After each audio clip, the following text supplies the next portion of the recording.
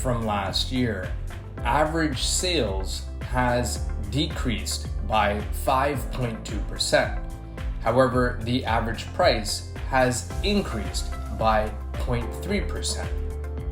For Mississauga, the number of sales was 505 units. The average price, $1,057,232. The average selling price versus list price was 99%, and the average days on market was 20 days. For Brampton, the number of sales was 425 units.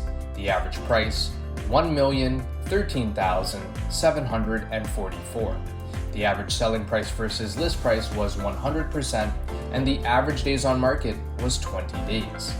For Oakville, the number of sales was 183 units. The average price, $1,492,687. The average selling price versus list price was 98%, and the average days on market was 21 days. For Milton, the number of sales was 139 units. The average price, $1,083,812. The average selling price versus list price was 100%, and the average days on market was 22 days. For Burlington, the number of sales was 185 units.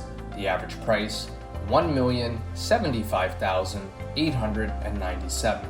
The average selling price versus list price was 98%, and the average days on market was 23 days.